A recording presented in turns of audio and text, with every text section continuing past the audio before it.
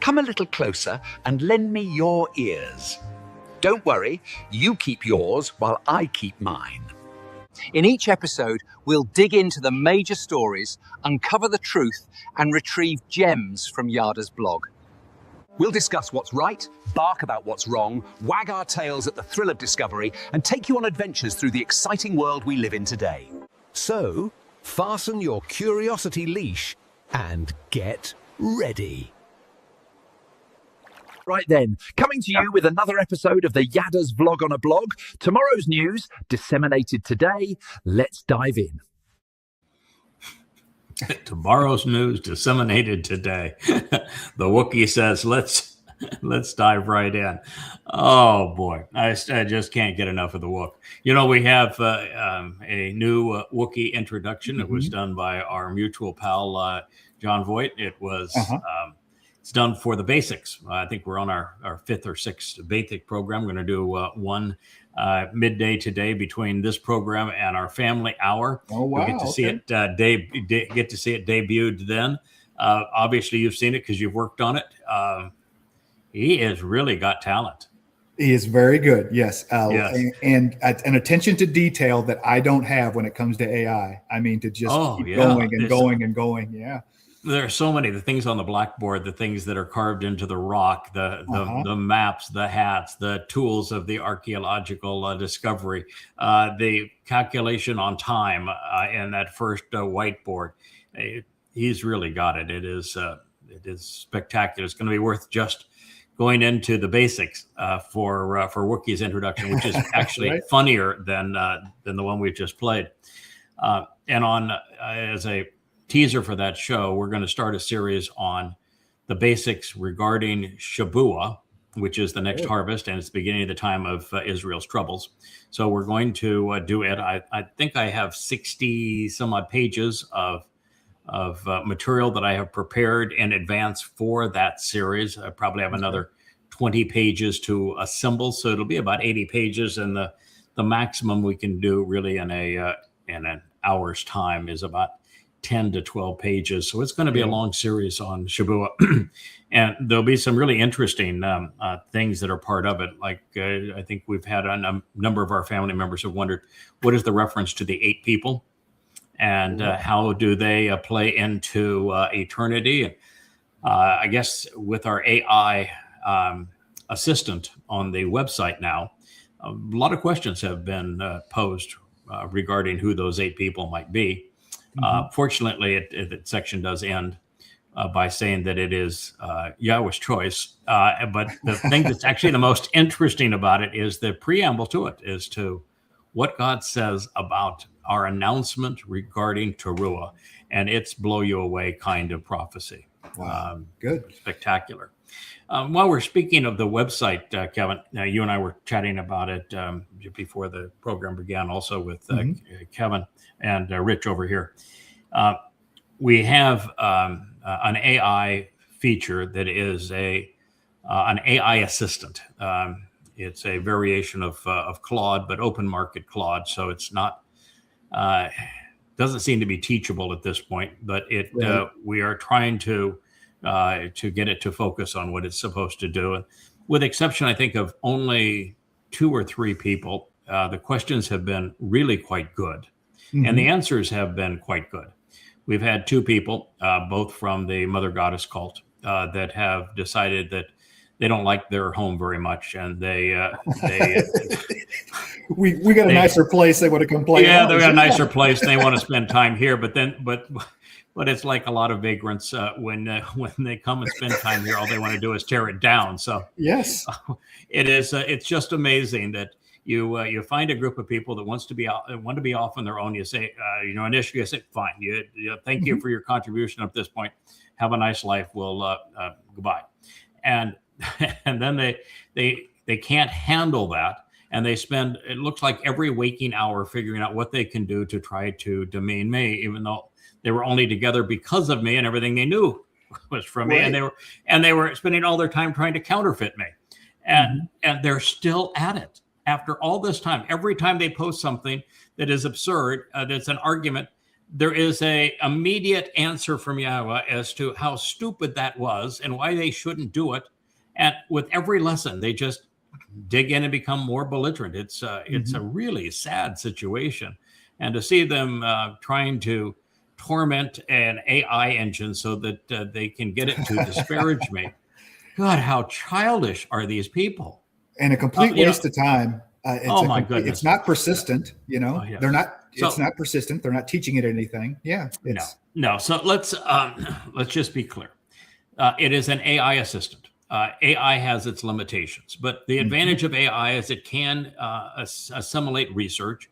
And having written over 25,000 pages of material, and now we have the transcripts from many of our shows, and it's about 1,000 hours of these vlogs.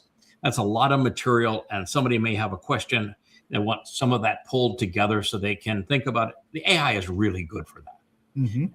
What we found is that with the exception of a couple of just nincompoops, cancerous malignant cells, most of the questions have been quite good, and the AI has done a very good job of answering them. And I just want to say a couple of things. One is that, if your purpose is that you are really miserable in your life and I'm living rent-free in your head, and because you can't figure out anything on your own, don't come here. Go someplace else. You went away. You went away for a reason. Stay away, okay? Please. And second is, this is not a confessional. Don't tell the AI your life story. It isn't. That's not what it's designed for. It is designed for you to ask a question that pertains to the books that I've written and the shows that I have done, the translations that I've made, the conclusions that I've drawn, and to ask questions regarding those things. That is its parameters. It isn't a psychologist. It's not going to give you advice on how to live your life. That is not. It doesn't do stock picks. It does not. And you're not writing me. I am not. I am not composing any of these things. So you're not communicating directly with me. You shouldn't tell your life story. You should ask a question and deal with the answer to the question. And also keep in mind that anything you write on the internet stays on the internet, and it never goes away. And of course, for training purposes and for quality purposes, we have to have a log. We have to know what is being asked and most certainly what is being said. And sometimes we're reading this stuff and saying, "Oh my God, people, please." Yes, we have to on the back end. People claiming to be covenant, asking religious questions. Oh yeah, there's all sorts of that. So many people have heard this term covenant and they think that it applies to them.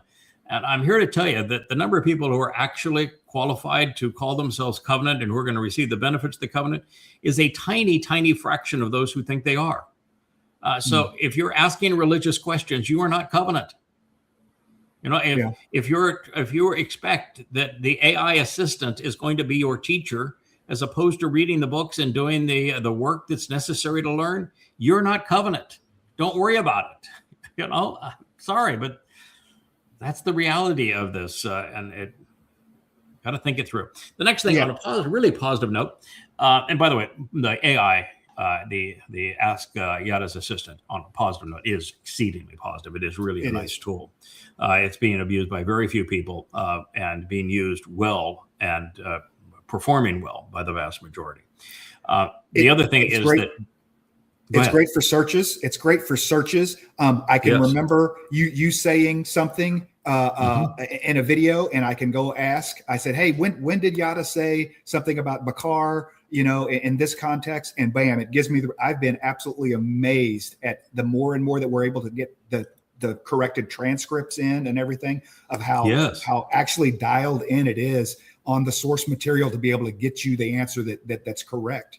Hey, where did he say this in this video? What was he when he was talking about Bakar or the White Lioness or whatever? It brings you to those passages and those places, and so it's really, really excellent for research. Yes. Yeah, that was our hope. Is that I think it's Mary that's providing the transcripts now, and Mary Page that is doing the transcripts, and everything I hear, she's doing a great job on these transcripts, and there is quite the file of them. I don't think anywhere close to 1,000 programs, which is basically what we've done, but certainly hundreds of programs where she has the transcripts from them.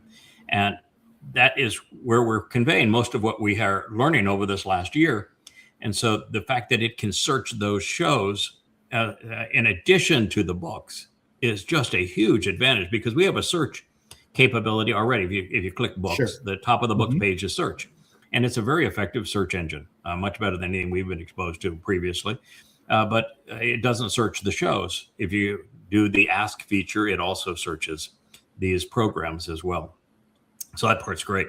Now, the thing that we were missing, because X and Facebook have become way too gutterish to spend time. It's every time you're on Facebook or X, you feel like you need to go take a shower. It's repulsive what they have become. They are very, very trashy, anti-Semitic, racist, political, just junk, keyboard jihadi sites. And 90% of what shows up in my feed is absolute trash. And they've been destroyed by AI, actually, because people can create the illusion of a public figure or of a newsreel, and every bit of it's fake. And so it's becoming more and more difficult to distinguish between real and fake as it's being presented, and the conclusions are always wrong. And so it is such a horrible environment and so poorly managed by both platforms. I mean, Leia's using Grok to do some of the AI imagery, and she says almost every time I give it a picture, it wants to strip its clothes off. Grok is just a sexual pervert.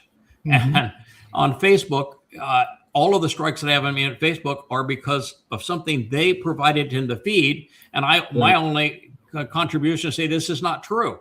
And yes, I'm the one who's sanctioned for passing on what they passed on to me. It's just not healthy. And so what we wanted to do is to have everything you could enjoy and benefit from on Facebook and X when they were both functional, and they weren't anymore, but with a communication, chat, comment capability. And Joe has now created that. It was live for a moment. He wasn't pleased with its total functionality. He took it back down. It is, I think, live again from the footer. And it is 10 times better than it was yesterday. And yesterday, I thought it was quite good. Yeah. So he's still developing that. But over the next couple of 3 days, I would think he'll take it live and we'll begin to debug it. But it has a way for you to be able to sign in, comment on a variety of different topics, and communicate with one another, even direct messenger between people. Yeah. So it is takes what we were trying to achieve on Facebook, where we had a sense of community, and it actually creates one in a non-hostile environment. So look forward to that and it being presented. But otherwise, that website is developing beautifully. Oh my goodness. In leaps and bounds too. Just the speed at which stuff, very, very complicated things come online has blown me away, because I kind of know a little bit about what goes into the back end of this. And man, I don't, is Joe sleeping? I mean, no, he is like Leia. They just don't sleep. They go all night. They might take a cat nap during the day, but they go all night, and it has been tremendous. All right, what I wanted to talk about here, Kevin, with you is really to delve into one particular topic, and that is, what is the next step in this horrendous war that Israel and the United States have decided to fight against Iran, and what is going to happen over the next few days, and what are the consequences of the escalation that is evident, that is about to befall us.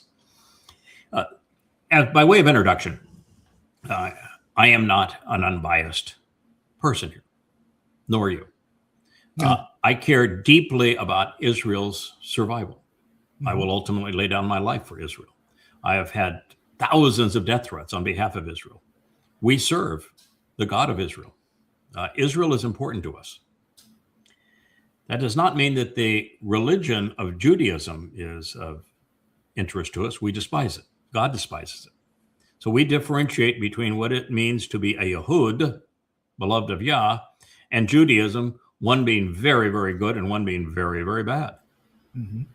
We also distinguish between the government of Israel, where it is, I will say, my conclusion, maybe your conclusion as well, that Netanyahu has become a tremendous liability for Israel, and that he has darn near destroyed the country. He has destroyed its reputation in the world. He has isolated the country and taken Israel to the point where it's the ultimate pariah of the world. Mm-hmm. I can't find. Go ahead. Oh, I was just easily the pariah of the world. Absolutely. Yes. Yeah. I can't find an expert anymore that is a genuine expert on the subjects that I find interesting pursuant to Israel and the world, who will say a kind thing about Israel. And almost all of them will overtly trash Israel. And these are experts on their subject. What Israel has done has put it in a position where there's literally no one who respects the government of Israel. Right. And it's played right into the anti-Semites who despise Israel just because it's Jewish. We don't. We love Jews and committed to the survival of Israel, actually to the remnant that will be able to go into the millennial Shabbat. We're the catalyst that makes that possible. So you can't have anyone more devoted to Israel than we are. And I've over the past quarter century, have invested over 100,000 hours in support of Israel, writing these books based upon translations of the Dead Sea Scrolls and writing another 13 books against the religions that are so caustic to Israel. Mm-hmm. Now, that said, Israel has put itself in a terrible spot, and I think we need to view the Iran war in context, not as an isolated instance, and to understand why we spoke against it before we just jump in and say, okay, now you're in a lose-lose scenario. You need to know we're not coming to this lose-lose scenario based upon current events and what people are saying today. This is something that we have developed as an understanding over the last 25 years. Mm-hmm. When Israel was attacked on October 7th of 23, I wrote a 100-page open letter to Israel, telling Israel that you do not know your enemy. Mm-hmm. Your enemy is a religion. It's not a terrorist organization. And if you do not understand the nature of this enemy and how this religion has been your enemy for 14 centuries, and understand the text of this enemy, their scriptures, and what their motivations are, then you have no chance whatsoever of prevailing. Yeah, it's not radical Islam. It's just Islam. It's just Islam. And the majority of those who infiltrated Israel on October 7th were not Hamas. They were run-of-amok, run-of-the-mill Muslim boys and tinny rompers. And most of them didn't even have rifles. Some did on the initial wave. But after that, they were just boys, the Muslim boys out to rape, plunder, and kill, because that's what their religion and their God asks of them, and their prophet, their non-prophet, asks of them. And so, having written Prophet of Doom, which at the time was the most comprehensive, chronological, contextual, and most well-documented presentation of the Islamic source materials, their scriptures, ever written, I knew a lot about the nature of what I was witnessing on, we were all witnessing on October 7th. And I knew that October 7th was nothing more than a reprisal, another representation, if you will, of what happened at Kabar. Yeah. After Muhammad declared that he was the Jewish Messiah, and he moved into Kabar, or to Yathrib, now Medina, which was at the time a farming community, 30,000 Jews, highest concentration of Jews anywhere in the world at the time. And the farming community of Yathrib, date farmers is what they were. And they were reasonably prosperous there. And Muhammad was down and out because he had been mocked out of town based upon the satanic verses and the wild donk mule ride to the non-existent temple.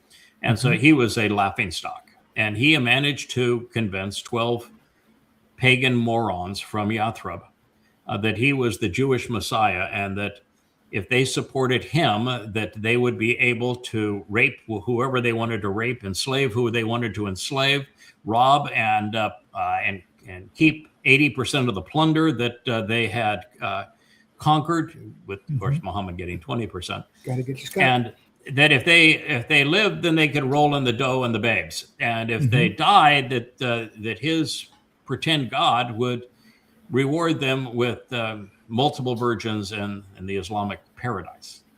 And they said, "Oh, great! What a deal, man! That's perfect. Right. What do we need to do?" And they said, "It's a pledge of Aqaba." And the pledge of Aqaba is, we pledge to wage war against all mankind. So I knew the nature of this beast, and I knew that Israel didn't. And I knew that Israel had entered a time when the IDF had become a liability rather than their protector. And that became obvious on October 7th. The IDF was counterproductive. And since that time, it has continued to be counterproductive.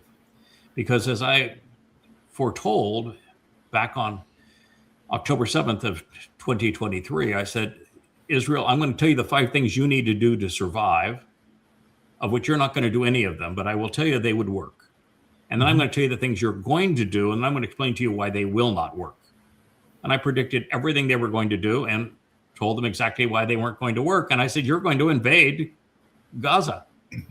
Dumb move. You cannot defeat a religious foe with bullets and bombs. With bullets and bombs, you will make more of them. This is foolish. And in the process, you're going to end up destroying Gaza, and you're going to turn the world against you. And they did.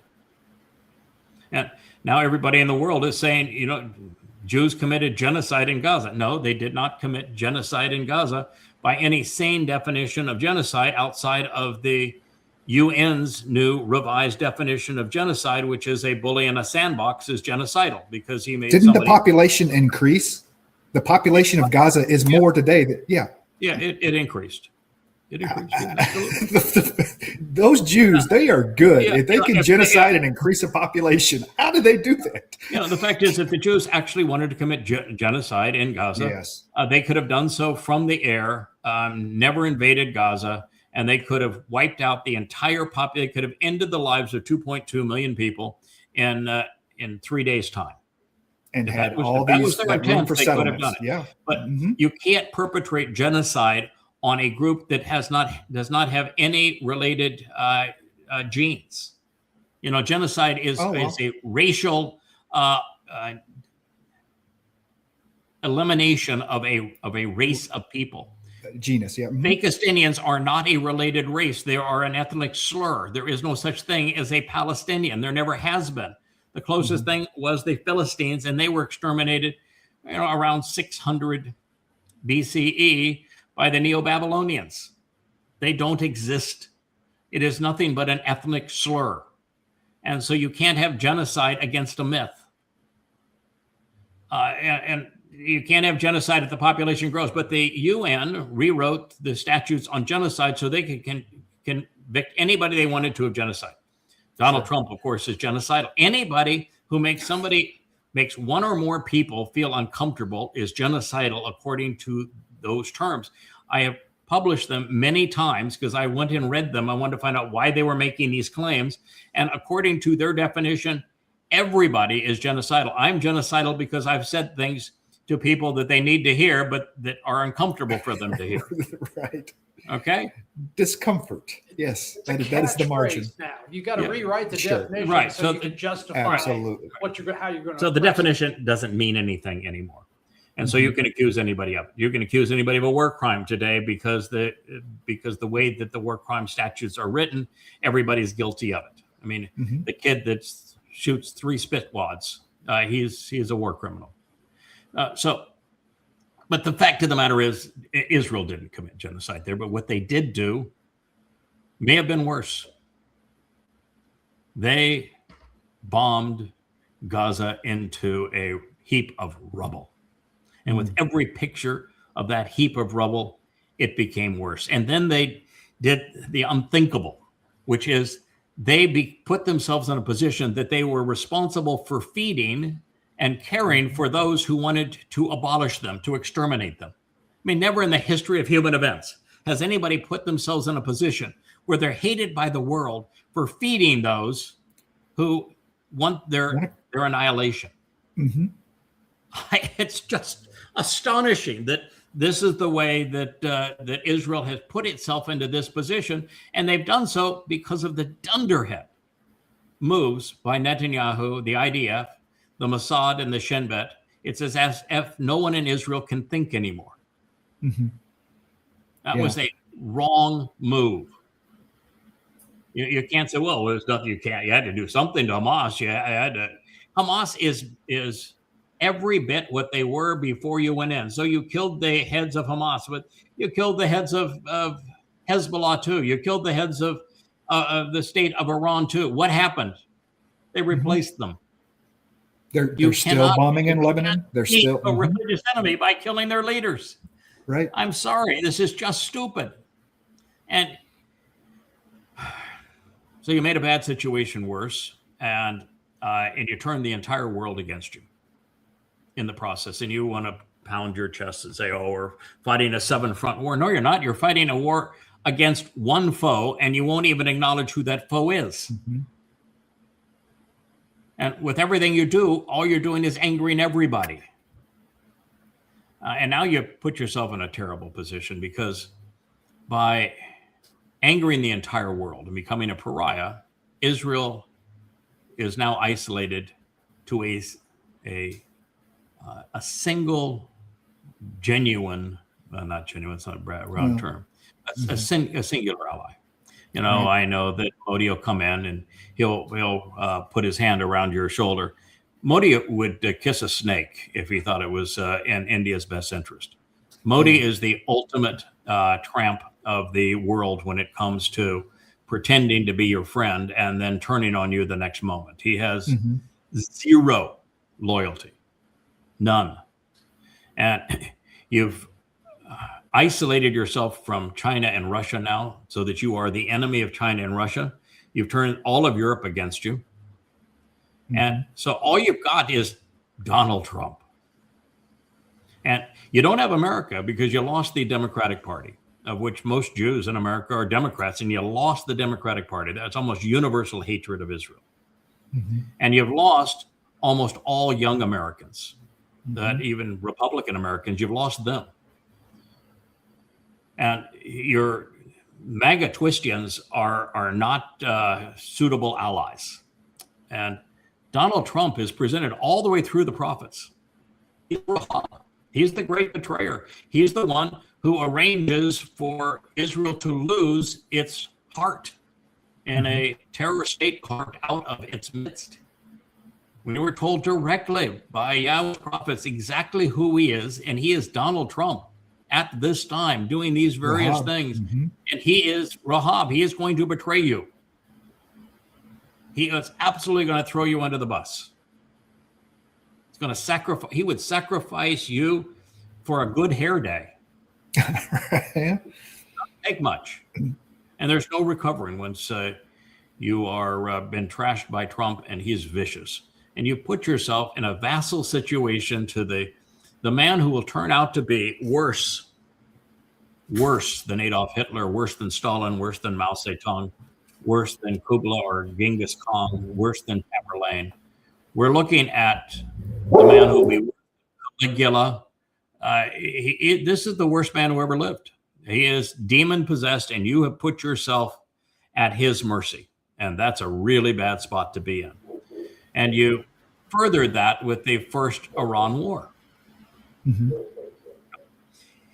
We ought to say and be very clear about this. All of those nincompoops out there that are pretending to be smart and saying that Iran has no intention of developing a nuclear weapon, you have to be absolutely out of your mind to make such a statement.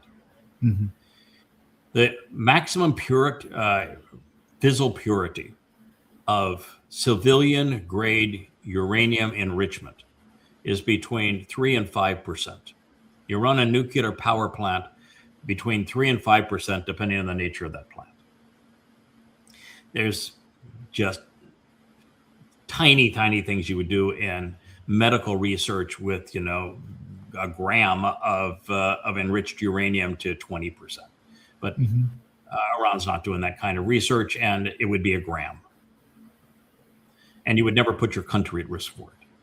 Right. To put the country at risk for decades with sanctions that are biting, isolating it from the world, to enrich uranium, over 400 kilograms of uranium to 60% or more fissile purity, has a singular purpose. There are no other purposes other than to make nuclear bombs.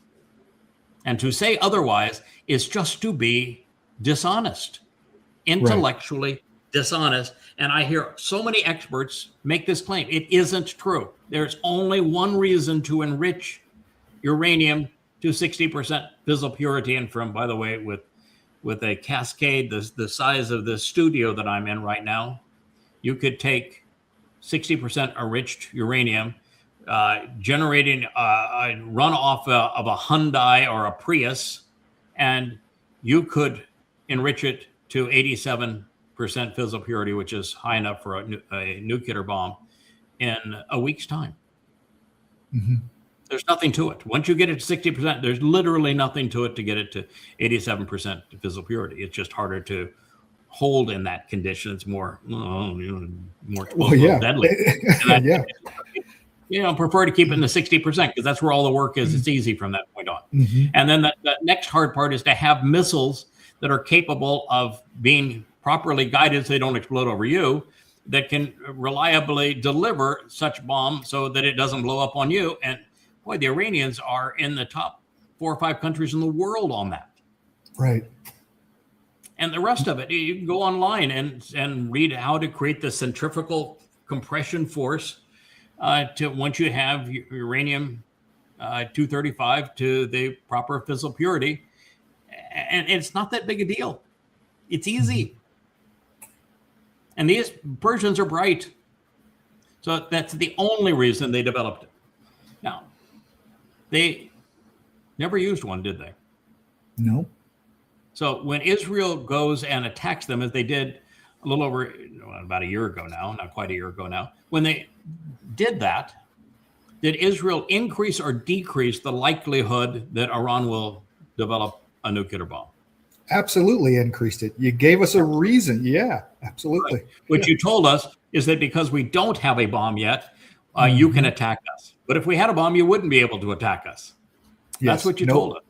Nobody's going and taking care of Kim Un. Nobody cares about Kim Un. Leave him on his island. Bad hair boy can live on his little peninsula all untouched, and he can do anything he wants to do because no one's going after him. This is why what Trump and Israel created in that first Iran war, the 12-day war. When Trump said, well, I obliterated it. And we kept on saying this. No, you didn't. You didn't even remove it by so much as a week's amount of time or 1 gram of uranium did you destroy. You didn't get any of it. And not only that, all you did is accelerate their desire to have a bomb. And now it's over. The previous Ayatollah, but they went and killed him. He thought it was sacrilegious to have a nuclear bomb. And so he precluded the final development of the nuclear bomb. And now they went and killed him. And now the rest of them are saying, well, that was really stupid of him. We'll go ahead and finish our bomb. Yeah. I don't know how Israel can be this foolish, but they are. And it goes on and on again.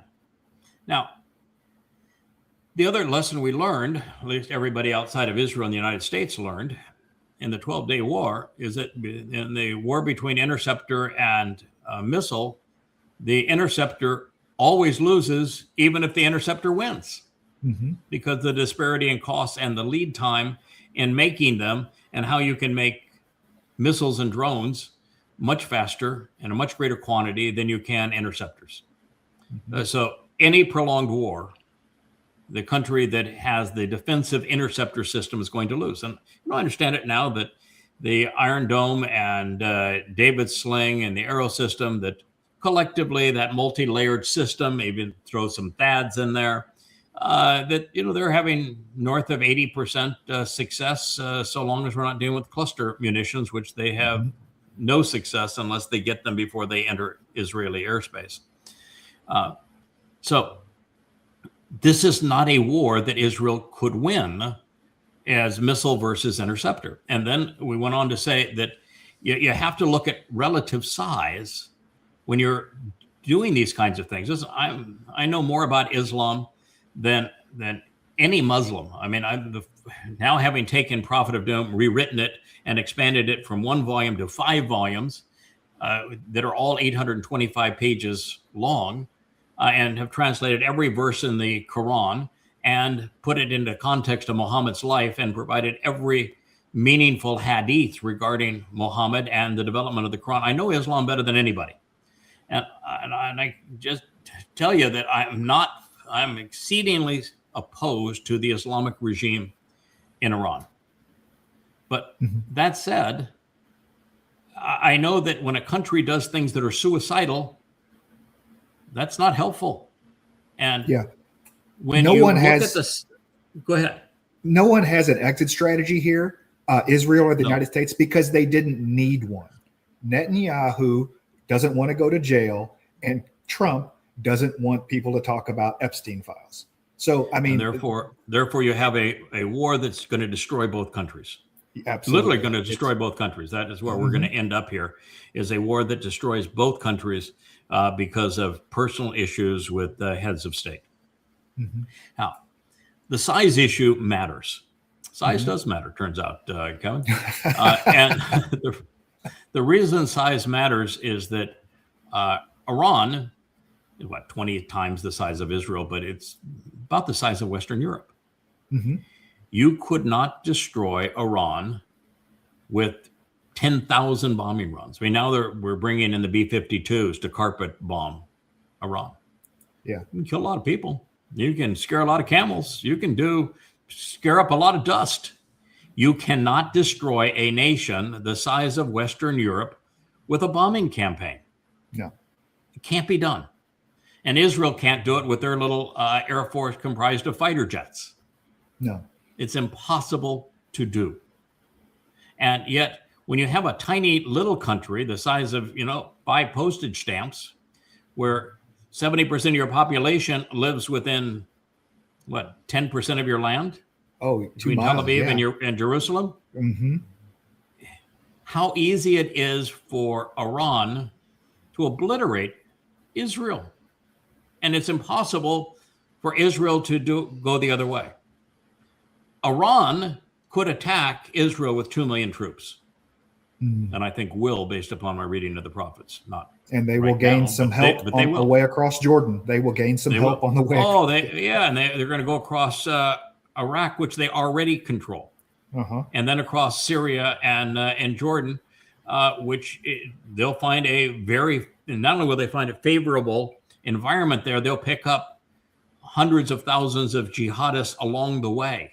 They'll go from 2 million to 3 million going there. Now, going the other way, Israel can't do it. Right. There is a 0% possibility that Israel could take mechanized units and go through Jordan, Syria, or Iraq, and then invade Iran. Cannot be done. Impossible for them to get there, impossible for them to be supplied, impossible for them to be victorious. And there's 100 reasons that I could get for that, but it's just impossible. So Israel cannot prevail with an invasion, which means they can never control the country. They can't occupy the country. And you're never going to get the Shiite Muslims in Iran to capitulate and say, oh, yeah, you beat us. We'll capitulate. We'll give you all of our uranium. Even though you have bombs, we'll give up our missile program and we'll be completely defenseless. And we will no longer have our little helper cells with the Houthis and the Iraqi militias and the Hezbollah and the like. We'll give up Islam while we're at it, and we'll convert to Judaism. No problem.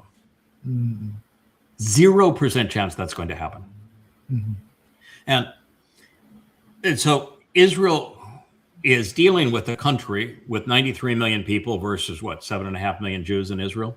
That just the population difference alone, plus the geography difference, is such that Israel had a 0% chance of prevailing in an ongoing war. And then you have to add the utter stupidity, this is with a capital S, of regime change. And not understanding the nature of regime change, or not appreciating the fact that the United States is the foremost expert on regime change. They've done it now 100 times since the end of the last World War. Right. You know what America's success rate is with 100 regime change operations? Zero.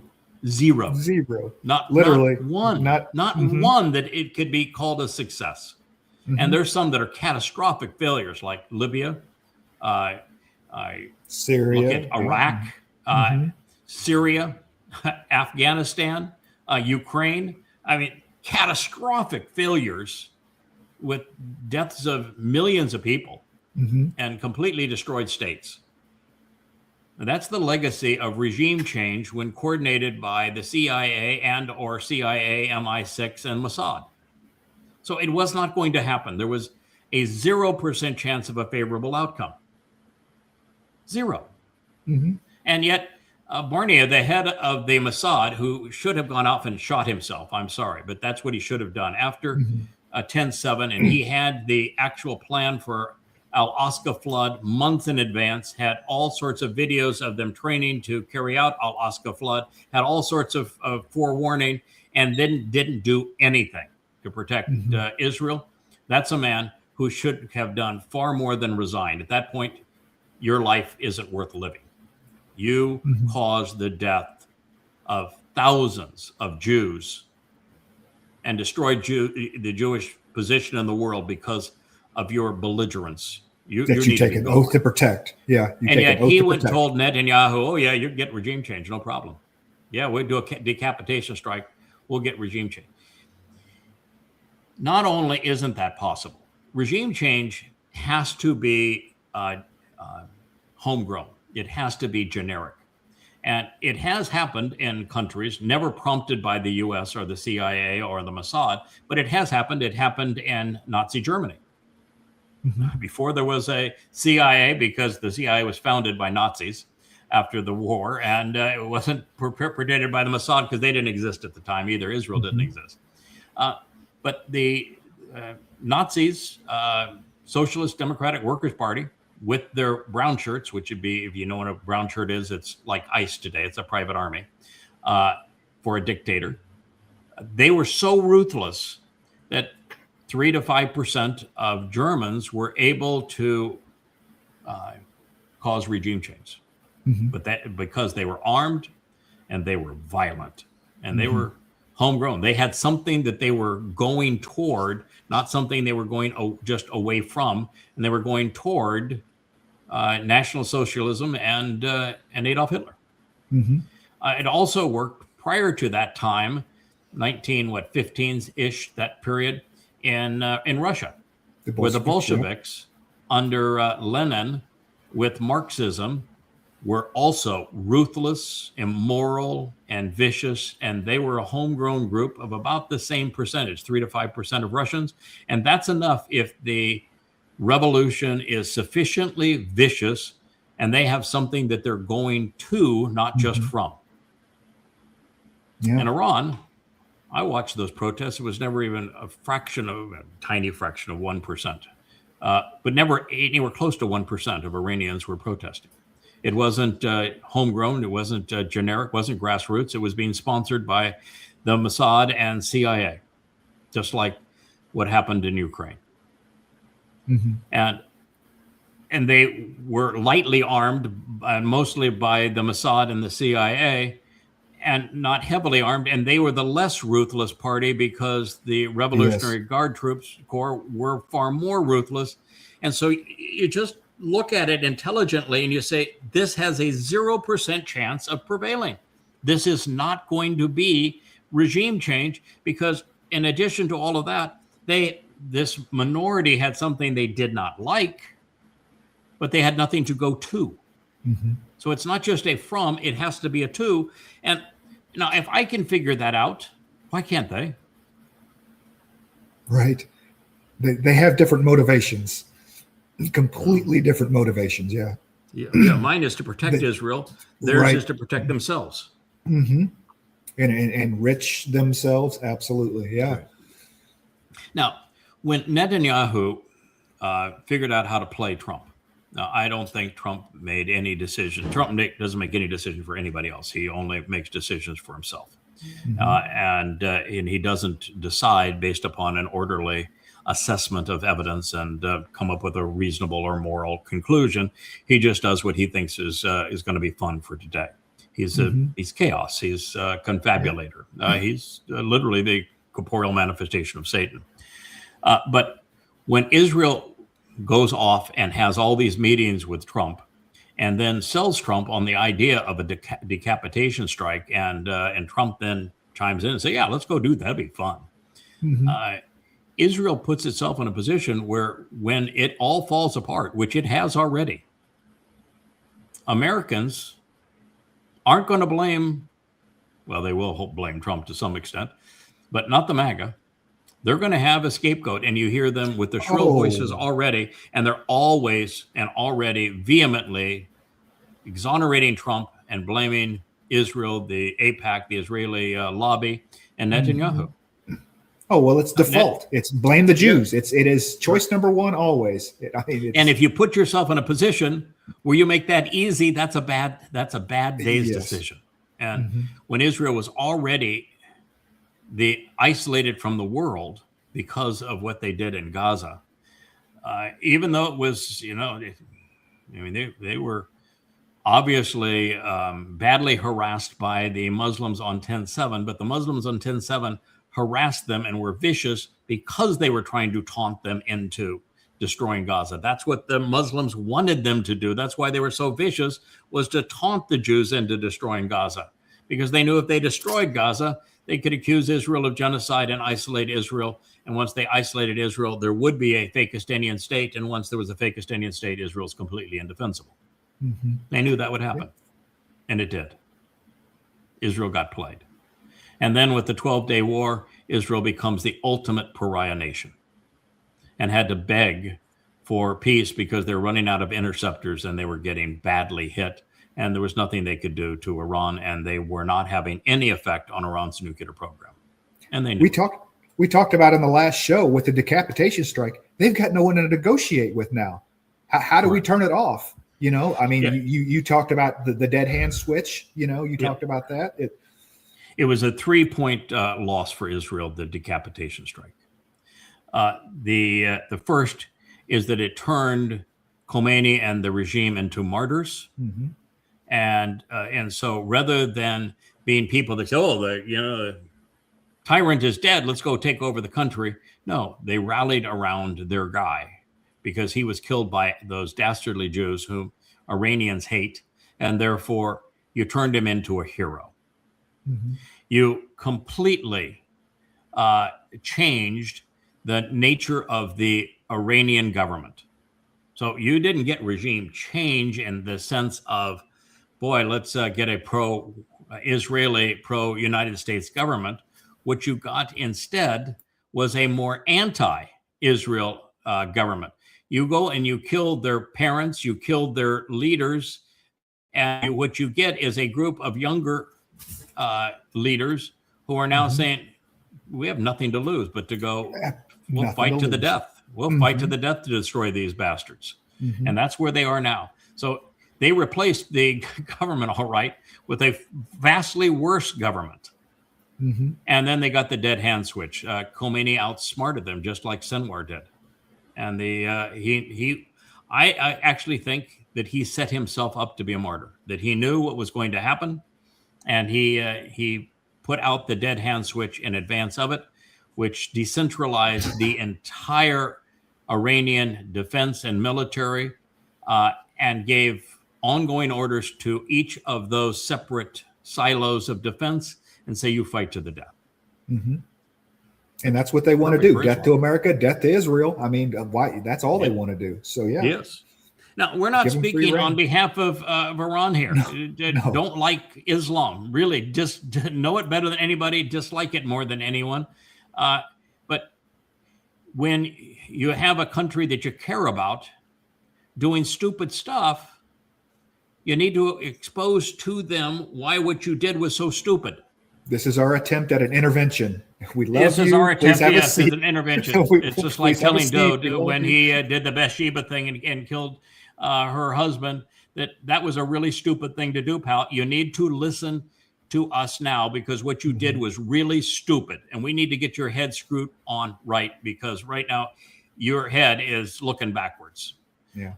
And so this is an intervention. And sometimes to do an intervention, what you have to do is go through the entire process of how you got here. Uh-huh. And so that you know that going forward, the person that's speaking to you is not a Monday morning quarterback. They've been with you this whole time, and they have been warning you, you should not be doing this stuff. Mm-hmm. And you can't rely on the God of Israel, because you erased his name. We just lost Kevin there. He went away entirely. So we'll see if we can get him back, figure out why he might have disappeared. It says you've entered again. But Israel, you erased his name. You obliterated your relationship with him. You chose to be religious as opposed to engage in the covenant.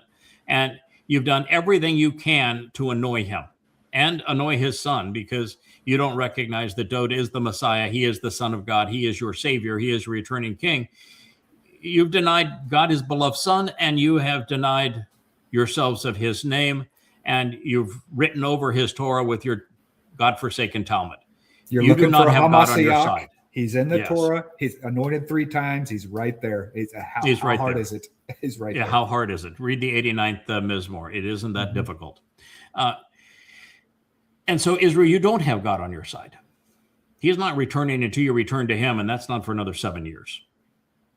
And it's only then, when you listen to what I'm trying to tell you, what we're trying to tell you now, that you are going to begin to return to him and listen to him. In between now and then, you need to understand, God is sitting this one out. Mm-hmm. He will ultimately rid Israel of Israel's enemies, but not for another 7 years. And it's going to get really bad between now and It's a then. mess by the time It's we a get to mess. that point. Yeah. Yes. And Israel, you don't have enough troops. You know, you're a nation of 7 million, 7.5 million Jews, and maybe a third of those would qualify to be soldiers. Mm-hmm. And of those, you have 20% that are too religious, and they're just nothing but parasites, and they'd be a liability. Even if they would agree to be part of the military, they'd be a liability. They have no skills. They're parasites. They're hair ready.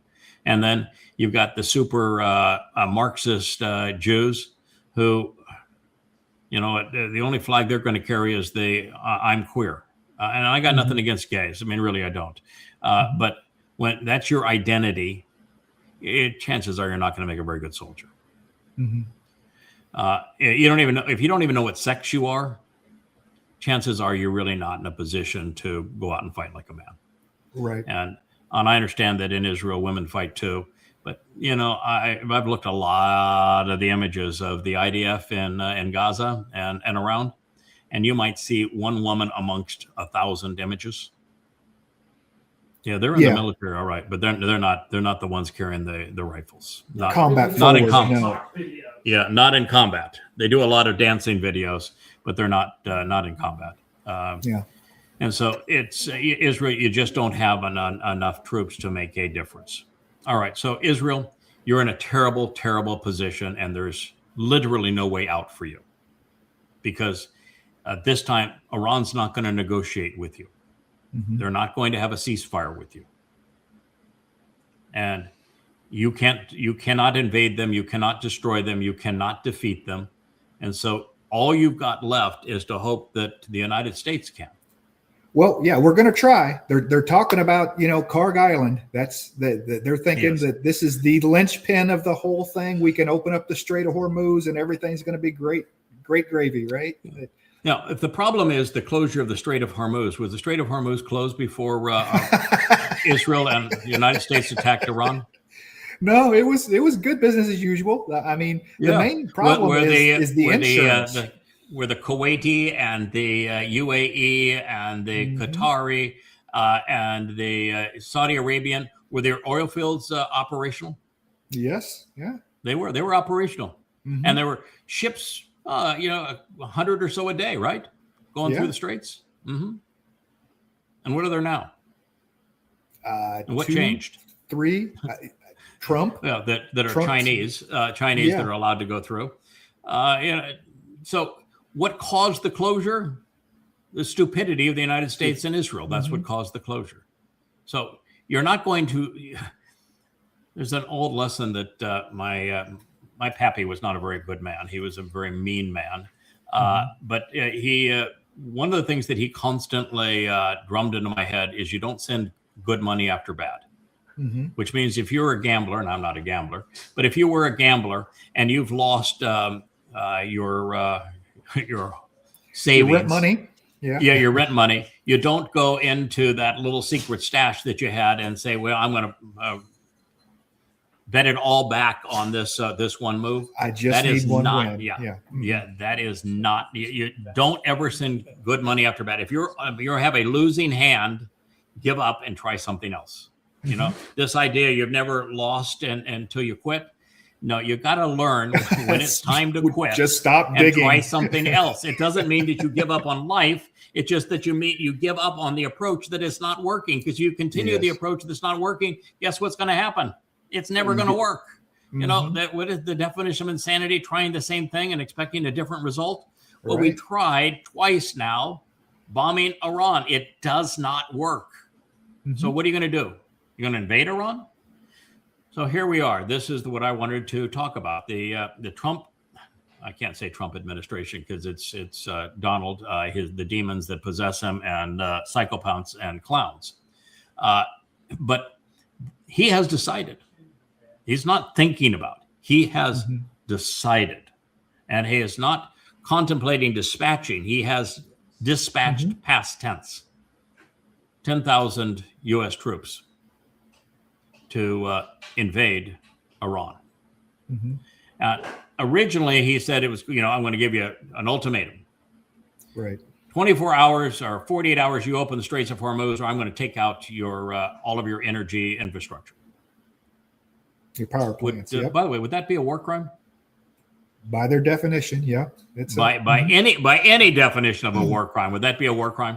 Well, taking out the energy grids of a nation, with that is textbook definition war crime. That's why we have the UN. That's why there's a UN charter. That's why there's a rule of international law. There are things that if you do, you will become a pariah state, and they will try to indict your leaders and bring them to trial. That is a very severe war crime. Bombing a children's school was a war crime too, but not to the extent of taking out a country's power grid. Right. This is nothing but a war crime. So he made that threat. He made it an ultimatum. Somebody who claims to be good at making deals never issues an ultimatum. An ultimatum is not a negotiating tactic. It is a tactic of total desperation. Ultimatums don't work. They are for weak-minded people that don't have an argument that will prevail. Right.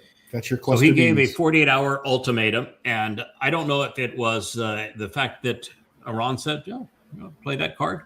We'll take out all of the energy infrastructure and the petroleum hydrocarbon infrastructure of every Gulf state. So you do that. Desalination plants. You will have crippled the world. The entire world will go into depression for 10 years. That's our response. That's a promise. You do it. That's the consequence. We hope you don't do it. We don't want our infrastructure crippled. But if you do it, we will destroy the infrastructure of every Gulf country so that you wouldn't have to worry at that point about the Straits of Hormuz being opened, because there will be nothing to ship through the Straits of Hormuz. You turn our lights off, you have no lights as well. Yep. You have no lights as well, and you have no oil world, and you won't have oil for a decade or more.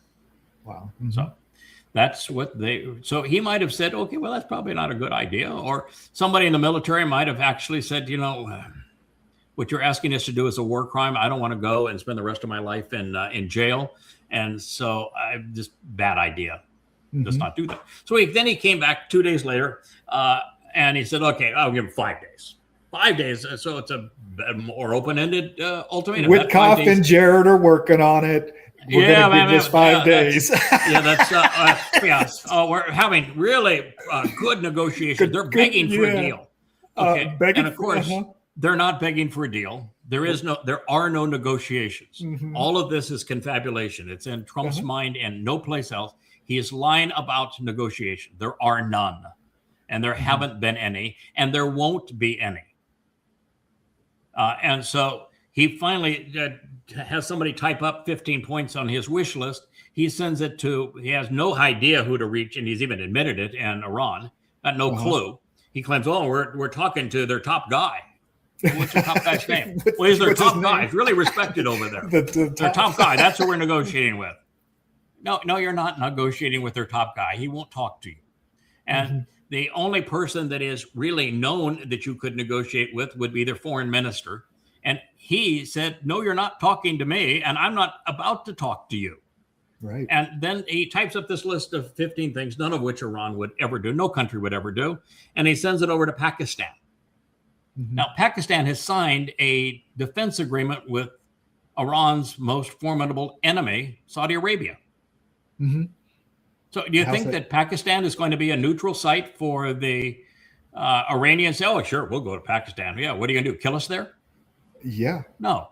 And the Pakistanis received this thing and said, we're delighted to serve as, the host for this sort of thing if you're going to have it. But you need to know the Iranians are really not interested. And they came out and said it forthright. They're not interested.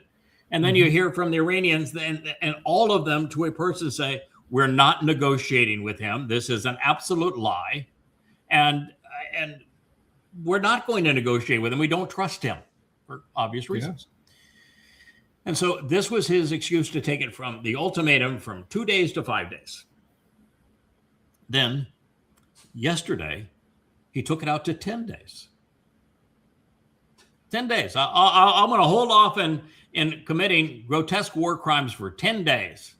And by the way, thank you for that great gift. You gave us a really, really important gift. A great gift. Not going to tell you what it is, but a great gift, which he inferred were tankers that would pass through the Strait of Hormuz that were somehow affiliated with the United States or its allies.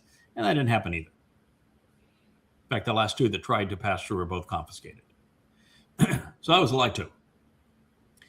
But what is Trump's modus operandi? Because he's not a very bright man. When, for the first time that the United States attacked Iran, what were the Iranians and the United States engaged in at the time? Oh, goodness. They were negotiating a solution diplomatically with the Omanis as the mediators, weren't they?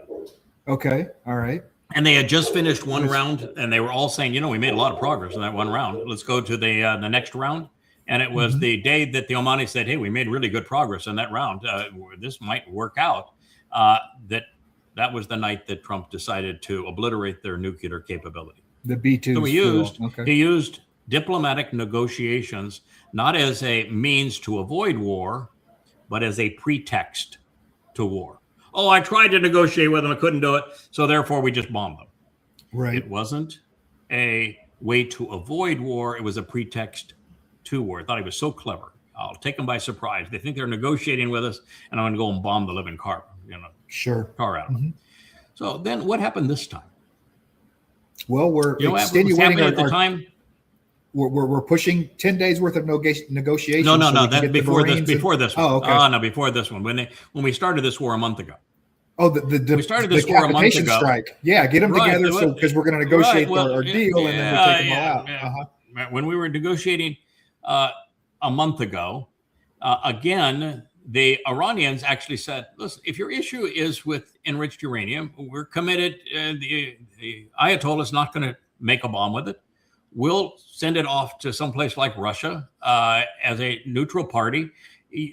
we'll give up our enriched uranium. We're obviously not giving up our missiles, and we're not giving up our proxies and that sort of thing. But we'll give that. If that's your issue, you release the sanctions. We'll give up our nuclear fuel. And so they had major breakthrough in terms of a discussion. And what did Trump do? That same night Killed them of all. that announcement, the very night of that announcement, he started bombing them and did a decapitation strike and started the war. So in other words, the negotiations weren't to avoid war. The negotiations were a pretext to war. Right. So now Trump, in his own little mind, is confabulating. And he says, oh, we're having great discussions. And then the next second he says, boy, they better get with it and get serious about these discussions. Oh, man, we are really close to having a deal. Boy, if they don't get their act together and start dealing with us, it's going to be bad for them. Every other sentence, it contradicts the previous one. But he's using, once again, the negotiations, even though these are imaginary, as the pretext to war. That's his one-trick pony. So I would have thought, prior to him extending his deadline from 2 days to 5, and then 5 days to 10, that the 5th day ends this evening. Yeah. And that after the markets close, it would be the natural time for him to launch his invasion. And that the only reason for expending to 10 days was to give them a sense that, well, this is still ongoing. There might be hope. I think wasn't it George Bush that said? Wasn't it George Bush that said, "Fool me once, shame on, and fool me twice, you won't get fooled again." He couldn't. Yeah, he fooled me again. I don't know. Yeah, he got that. Yeah, that was funny. But I actually knew George Bush quite well. He was not a very smart man, nor a very moral man, but I knew him. So the high likelihood, looking at Trump's prior behavior and the fact that he has now moved 10,000 U.S. troops into the region. He has flown from Fort Bragg. And then in addition to that, he has 2 amphibious ships that have the gunships on them and special ops Marines. Plus, he's drained the U.S. stockpile of special forces. Everything from Rangers to all of the various SEAL teams and the special operations team. He's taken them all, and he has flown them all or sailed them all to the Persian Gulf. And the 2 amphibious launch ships that are specifically designed for this sort of thing, they arrive this evening in the Persian Gulf. He likes to fight at night. It's about a 7-hour time change to where they are. Loves to fight at night. The moon's going to get brighter, not dimmer, over the next week. They like the cover of darkness, and all of the airborne troops are already there. They landed today and yesterday, so he's got 10,000 troops there. Wow! What do you think he's going to do with them? Well, Marines don't do well setting in camp. The only way to defeat a battalion of Marines is not to engage them. They'll kill themselves in bar fights. Oh, yes. By the way, the Marines and the special op forces that left, it says the only thing that's really important to us now is that there's chaplains coming along, because we're being put on a deployment without any prior preparation. There is no planning in this case. That is suicidal. So I hope they have chaplains. Yeah. Wow. Now, so they're all there. And Trump has had a fixation on Krog Island since 1988. He has a speech talking about the damage he would do to Iran if he could take Krog Island all the way back to 1988. He's had a fixation on it. And so I think what you're going to see, and oh, by the way, we did one other thing. We moved a whole squadron of B-52s to this theater. And we brought them there for a single reason. They're going to do carpet bombing of the shoreline of Iran. Sure. So as they do carpet bombing of the shoreline of Iran, we deployed the A-10s, which are, meat grinders, and the Apache gunships. And these Marines and special ops and Ranger airborne divisions, we're going to put 10,000 U.S. troops on a number of islands in the Persian Gulf. It's not only going to be Krog Island. It's going to be those islands that are around the choke point of the Strait of Hormuz. Right. And there will probably be some that go inland to try to take out the various weaponry and the fast boats and all that sort of thing that are inland. Right. Okay. Once they're there, and I think that, with the microwave weapons that America has, where they can debilitate defenders with the microwave weapons that we have, and with then the ability of the Americans, they have the second wave. The first wave is the microwave weapon, which debilitates defenders. The second wave lights up all radar. It's so much of a target. It lights up the radar. And the third wave is the F-35s with radar seeking guided missiles behind them. And the 1, 2, 3 is likely to create a appearance of victory for America, where they'll take those islands and they'll take the coastline of Iran that's been carpet bombed. Likely to do all of those things. And then what? And then what? And then what? I mean, forget about the fact that there might be 1,000 casualties in doing it, or at least 500 casualties in doing it. And then what? How are you going to hold those islands against a nation of 93 million people that have 2 million troops under arms? Right. And that want to kill you to defend their homeland, who have a huge stockpile of guided munitions and have all manner of drones. They're the kind of the foremost inventor and user of drones today. And you're going to put them on islands in the midst of the Persian Gulf. You can't resupply with that many drones, and you cannot resupply them, and you can't protect them, and you're out of interceptors, and an interceptor is a lousy weapon against drones anyway. What are you gonna do? You're gonna shoot them out of the air with Apache gunships? I mean, what is your plan? How are these men going to survive?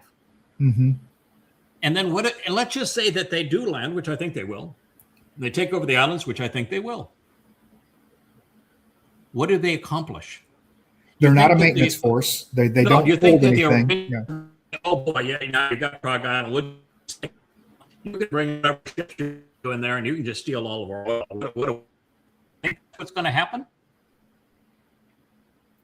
I mean, there's a 0% chance to happen.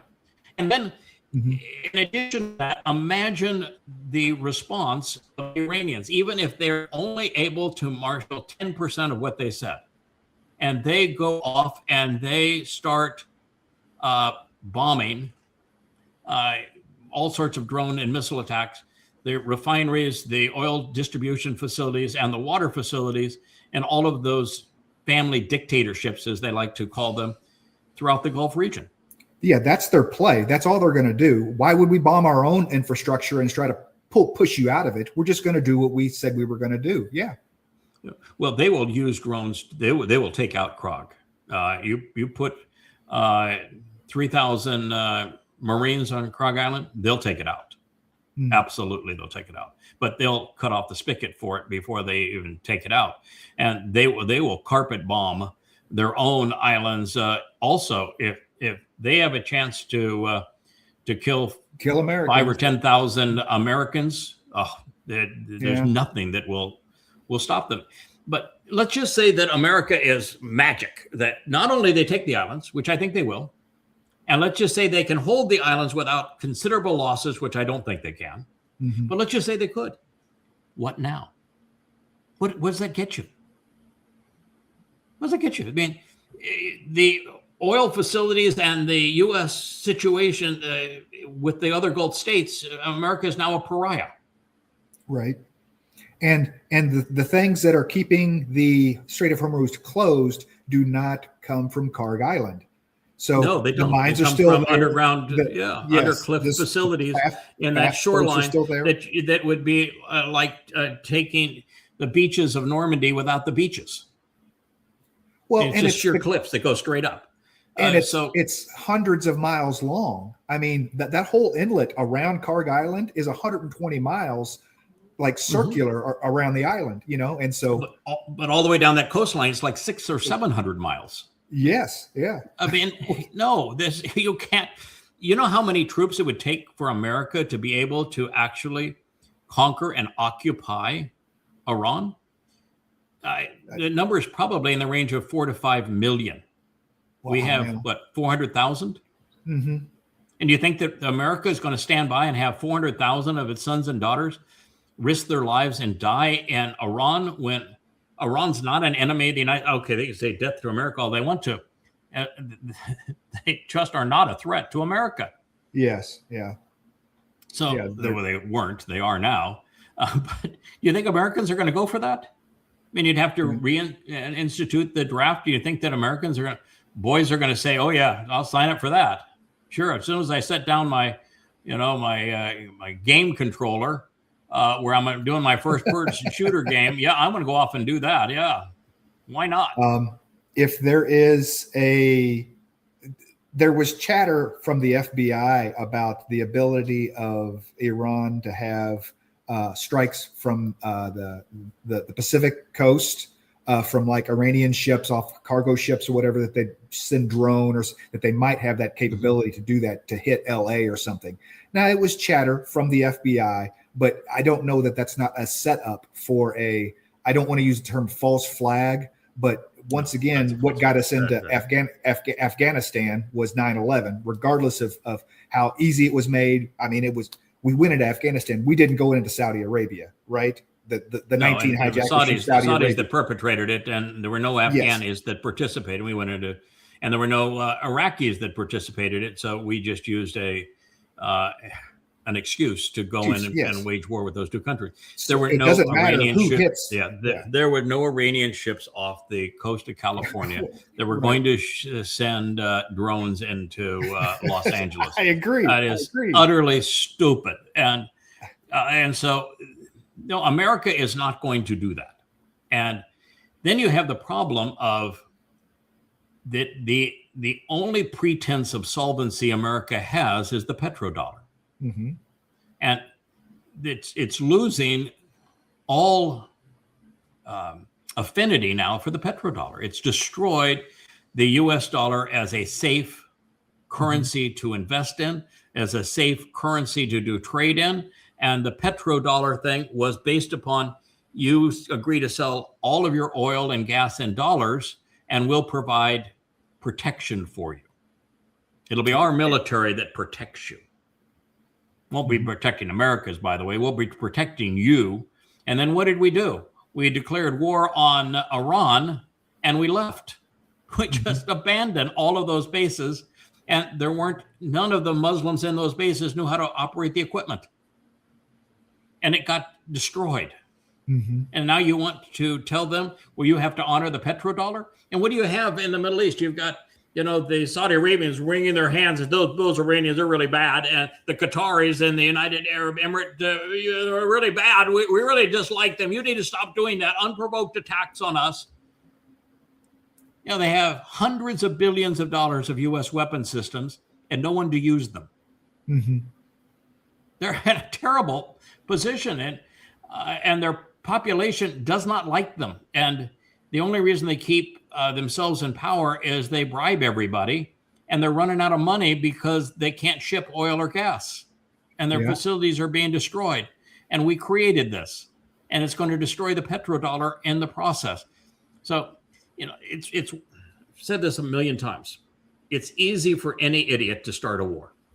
Mm-hmm. Ending a war is very difficult. And in wars, everyone loses. And in this war, Israel is a big loser. The United States is a huge loser, and Iran is a huge loser, as are all of the Muslim dictatorships throughout that region. They're huge losers. And because China and Russia are the allies of Iran and are doing nothing to protect Iran, they're huge losers. Mm-hmm. And of course, Ukraine is a huge loser because Russia is getting rich on this whole war. It's costing China a lot of money, but Russia is getting rich. Price of oil goes up. Absolutely. Good for Russia. Yeah. Liquid natural gas, all of that. Yeah. They're raking it in for sure. And then you have Europe, don't even know what they are. They say they're paying 5 times more for American natural gas and oil than they were paying the Russians. 5 times more. Their economies are essentially bankrupt, and they still won't do any deal with the Russians, who, if they hadn't aggravated through NATO and the Ukraine, would be their best buddy. Mm-hmm. So the ramifications of this are worldwide, and Israel has absolutely turned itself into a pariah and an enemy of China and Russia. And even though China and Russia have shown no guts whatsoever at protecting the world from Trump, and could have, and China or Russia has the technology to take out those carriers and to give America the kind of black eye that it needs to get the hell out of there and leave. And neither one have been willing to do it. Right.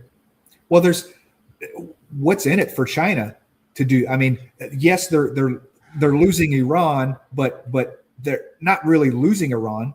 In a span of time, things will come back around, and Iran will be able to flow oil into China, or they can purchase, their energy from. There are already Russia. pipelines. Yeah, there are pipelines that bypass the sea, and so they can they? Yes, but it becomes more difficult for a nation to elicit a sweetheart deal for another nation if they're not willing to help that nation when they're being attacked. And to the degree that America destroys Iran, it makes it more difficult for China to get oil from Iran, which is a huge part of this war, is that the neocons all wanted to carve up Russia and China. And so if they obliterate any business that Russia or China can do in the world, they think that they can accomplish that. But the Chinese are already the world's foremost leader in alternative energy sources, both nuclear, solar, wind, coal, clean coal, you name it. They're already the number one developer of all of those sources. And China has enough pipelines from Russia and from eastern Iran to suffice. But what a mess we've made. We've destroyed the petrodollar. We're now at $39 trillion in debt, and we have no way to service the debt. No one wants to buy U.S. bonds. And we have positioned the U.S. military as just a bratish force that is enormously destructive but can't prevail. Right. What have we done to ourselves? They're pirates. They're pirates. Oh, yeah, they're pirates. Yeah. Join the Navy, become a pirate. We're kidnappers. Yeah. We threaten countries, whether it's little Greenland or Cuba or Panama. We're going to wear Canada as a hat. No, we've destroyed ourselves. And I think Americans and the world needs to know that Donald Trump is the corporeal manifestation of Satan. He is exceedingly dangerous. And unfortunately, he is so vicious that there isn't a world leader who is willing to stand up to him. Not one. Not Putin. Not Xi. And collectively, because of the infighting and animosity between them, BRICS is too far away from having a replacement. The only thing they have is this quasi-gold-backed yuan from China and their trading system, but it's not sufficient right now. And China actually doesn't want to destroy the United States. That we're, an important market of China, and that's not their goal. The goal of the Chinese, they know that they have already won. They have surpassed the United States as the economic engine of the world, and that in every way that matters, they have already overtaken the United States, and that the United States is certain to implode economically under its debt that it cannot service. So, but a soft landing, a slower pace to the demise of the U.S. is in China's interest, which is why they're not provoking anything. But when you constantly abandon your friends like they did in Venezuela and now are doing with Iran, you lose prestige. You look like, why would I want to do a deal with you when you'll cut tail and run and laugh at us when we're in a bad situation? Right. Russia at least gave them intelligence information and is likely going to supply them with and I think Russia and China both collaboratively will supply them with whatever additional missiles they need. But it's not enough. And it's just a shame to see no backbone on Xi and Putin, who actually could put a stop to this before America destroys the world. or the United States within itself, the people of the United States, because there's not one person that this is benefiting. And well, there is one person that this is benefiting in the United States. Our fuel prices are not there. I mean, there's nothing the people of the United States are getting out of a war with Iran. Well, this is not benefiting Trump either. It's Trump's popularity and approval ratings are in the tank. So he knows that he is a rat that's cornered. Even as stupid as he is, he knows he's a rat that's cornered, and no one's buying his rhetoric anymore. So he's put himself in a horrible position. There is no out anymore. And the more you escalate the situation, the further the off-ramps become. So the idea of declaring victory and leaving, which he did the second day of the war, he just didn't leave. The moment the Strait of Hormuz was closed, there is no declaring victory and lose. You can't leave. You can't do what you did with the Houthis. You can't lose and then declare you won and leave. You can't do that because they've closed the Strait of Hormuz. And you can't open it to a favorable degree. Could the U.S. Open it and then ensure every tanker that went through it and keep it from being mined and keep the fast boats from working and keep all the missiles at bay and keep all of those refineries along the other side of the Gulf Coast open and keep the Iranian refineries also open and all of the pumping stations open? Could they do that? No, but could they pretend and have 10% of that? Maybe, but at what cost? Yeah. And to what outcome? It would definitely be budget insurance. It would be your progressive. We'll pay for your sunken, lost cargo boat. 10 years from now. Yes. And then when the mines continue and the fast boats continue and the destruction of all the Gulf states continue, and Iran is not going to allow America to steal its oil. They have 2 million troops under arms. They're not going to let the Americans stay there unharassed. What are you going to do to protect them? You're going to send in another 2-3 million troops? Wow.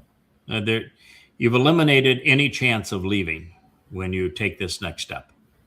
And you have assured the destruction of not only the region, Saudi Arabia, Kuwait, the Emirates, Qatar, all of them, Bahrain.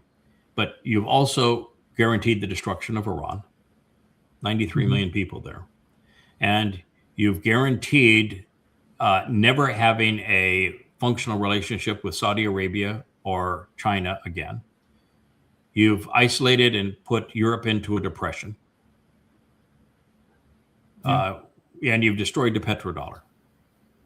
So what would you achieve by taking this next step? You would have to be demonic, really, to make that call. And that's where we are. That's why I wanted to do this show, to say this is the only outcome from this series of events. So could you have very quickly a look of victory by the U.S. forces taking those islands? Yeah, I think they will take them. But for what it's going to be a good Monday and a very bad next Friday. Yes. Yeah. What is the overall consequence of this? And you need to understand the mentality of Muslims from the Quran's perspective. Allah was very clear to a Muslim. If a Muslim retreats, if a Muslim stops fighting, then Allah says, I'm going to take that former Muslim who is now a hypocrite, and I'm going to have my good Muslims kill them so I can torture them forever in the hottest places in hell. So a Muslim that signs a deal capitulating to a non-Muslim is automatically destined to an eternity of torment from their God. And a Muslim that dies killing for Allah is guaranteed an eternity of decadent rewards and perpetual virgins. Now, when you know that, how in the world is this plan going to work? Right. In their mind, it is fight to the death. Why not? Yeah. Why not? Yeah. If you don't fight to the death, your soul's going to be tormented forever. Yeah. And if you do fight to the death, you get the virgins. Now, I understand that Iran's not nearly as Muslim as it once was, but the fact of the matter is, when the United States is bombing you every day, you're going to that's where you turn. Yeah, you're going to hate the perceived Christianity of America. Yep. And you're going to turn, when there's no one else to turn, you'll turn to your God, even if he's pretend. So, with Hespesis right now, we're fighting the Crusades again. It's onward Christian soldiers. Right. Fighting off to war. I mean, it's the Crusades all over again. Mm-hmm. I have seen lots of posts about people, Trump is doing God's work. And I mean, it's disgusting. It's disgusting. It is. Yeah, there's only one thing worse than a person who's overtly political. And that's somebody who is overtly religious and political, as are most of the MAGAs. They're politicized Twistians. That's why Charlie Kirk was such a counterproductive individual. It's why Tucker Carlson and Candace Owens and Nick Fuentes and all of that cast of characters, even Glenn Beck now is among them. They're worthless. They're exceedingly counterproductive, and this is the influence that America is under. And you don't have in America an alternative, because the Democrat Party is not a viable alternative anymore. The party has gone way too socialistic, too Marxist to be mainstream, and they don't know how to counter Donald Trump, and they're afraid of him. Mm-hmm. So he's cowered with his private army, particularly with ICE, he's cowered them into submission. And so the Democratic Party, even if they were to win Congress, they couldn't do anything. If they win Congress and the Senate and they impeach him and they convict him, they would have no ability to do anything because he's just too ornery, too nasty. The Democrat Party is not the alternative. Down. And MAGAs are lost in space, and there is no Republican Party other than MAGA. So America, you're just toast. I mean, there's nothing left. You're playing poker against a royal flush, and all you've got is jokers. No, it's done. Mm-hmm. And that's how it's going to play out. And I just thought people ought to know that this is how it's going to play out. Now, if you don't want to be caught up in it, there is a solution. Go to Yada Yada. Don't think that Ask Yada at Yada Yada is going to take you from where you are to where you need to go. You need to start reading the book. Start reading with an introduction to God. If you want to know about current events, then read Time of Trouble, the 9th volume of Yada Yada. Yes. Mm-hmm. But build yourself a foundation of information. Read the Coming Home series. If you're still caught up in some Christian mythology, read the Twistianity series so you know just how bogus that whole religion is. There was no Jesus. God is not a man. Man cannot kill God. Bodily resurrection is pagan ideology. It has nothing to do with reality. The whole thing was made up by Paul. It is a absolute lie. And come to read the goddamn religion books. There's 5 volumes. Come to understand who this enemy is, so that you can actually, there you go. That's the Twistianity series. Then we have the goddamn religion series, where you come to know who Allah really is and who Muhammad was, and why you can't beat this group of militants with bullets and bombs. You need to wield words wisely, and we don't know the right words to wield as a nation or as a people, humanity. But if you do make the right call and you shed your ignorance and you start reading and you learn and you can respond intelligently to Yahweh, then you need to engage, because God does not do deadbeats. He is not looking for people who want an entitlement plan. If your plan is, I'm going to do whatever the minimum is and I'm going to sit there and eat bonbons on the sofa, you are not welcome. And you get the Adam treatment. And it's what we found out with all of these people that were listening to what we had to say and benefited from it, who then decided that they were going to go off and pursue a mommy goddess and then attack everything that we had accomplished. That you bail out on the covenant, you are not welcome back in the covenant. Mm-hmm. Miriam was the great proof of that. She was a prophetess. She led the Song of the Sea on the women's side. And then she went in and claimed, well, we too speak for God. And God says, well, it's as if your father spit in your face there, young lady. You are now covered with leprosy and you're banished from Israel. And you become synonymous with what it means to be divorced. So you need to know that there's a lot at stake here, and you need to get your act together and in a hurry. And you ought to stop pretending that you're covenant just because you can say the words. Mm-hmm. There's a lot to learn. There's a lot to do. And God's not looking for pacifists. He's not looking for the humble and the meek. He's looking for fighters. And he's in a fighting mood. He's in a really, really, really enraged disposition at the moment. And it's going to get even worse as the religious and the conspiratorial and the anti-Semites and the nincompoops continue to irritate him. So you're forewarned. This is what's going to happen.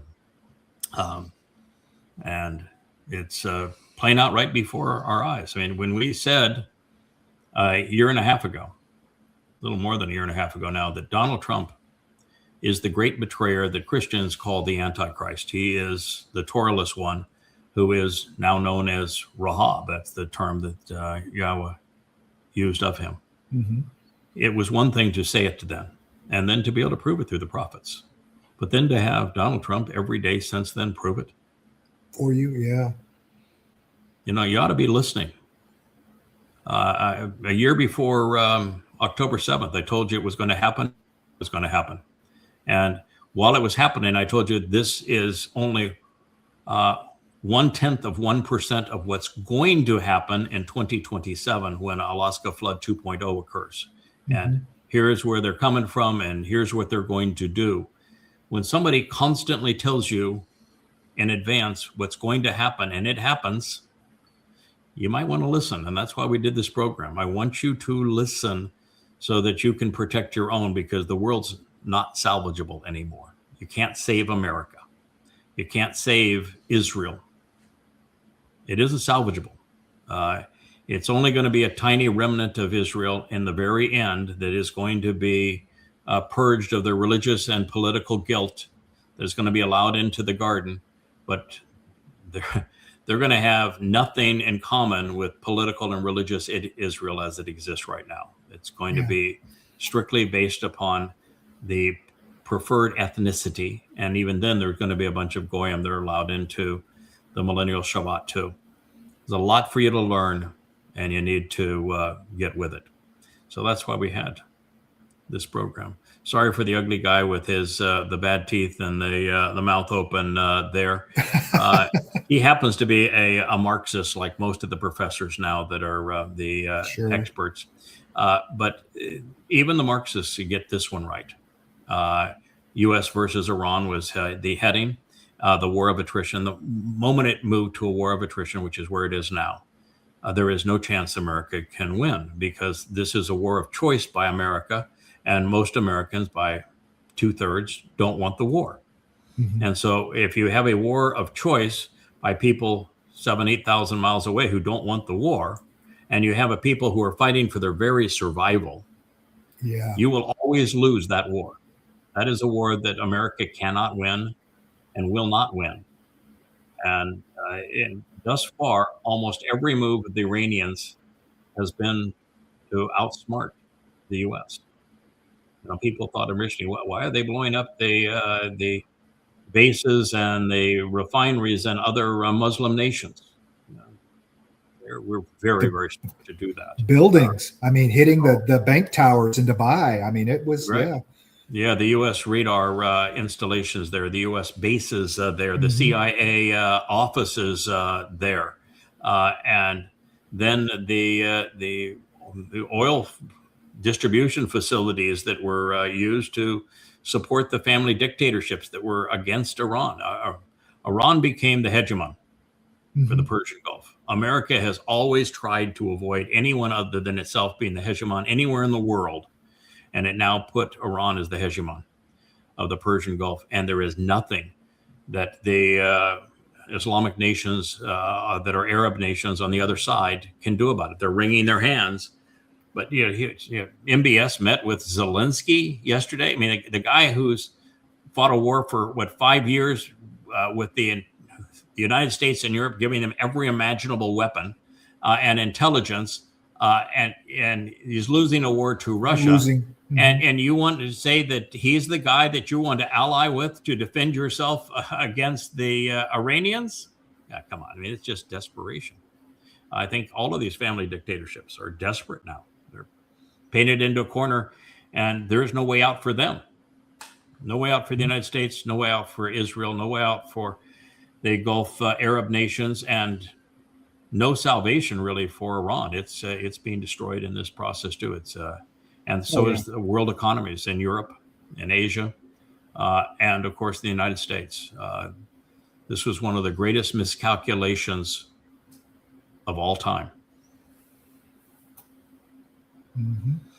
Absolutely. Well, are you going to make another show on Shabuwah? It's we're yes. an hour and 40 minutes in. So yes, okay. No, we're all done. That was my waiting for you to wrap it up. Okay. I'm going to send over my notes so far on Shabuwah. We'll begin a series on it. We'll use the new Wookiee introduction. You are more than welcome. In fact, we'd be encouraged to join us on the Shabuwah show. You might have a life and other things you need to be doing in the meantime, since you'll be back with me this evening for Family Hour. But if you want to join me, please do. The Shabuwah. Okay. The first part of it's interesting. The second part of it is gripping. It is just really stimulating material to talk about this next harvest, and also the issues of the time of trouble. It's all woven into it, and God has a lot to say about Shabuwah. It shouldn't have been a secret all this long. Right. All right, there, Rich. We'll let Cara take us out. Thanks so much for producing this show. Hey there! Thanks for tuning in. That was Fetch. Gotta run now. Catch y'all on our next podcast.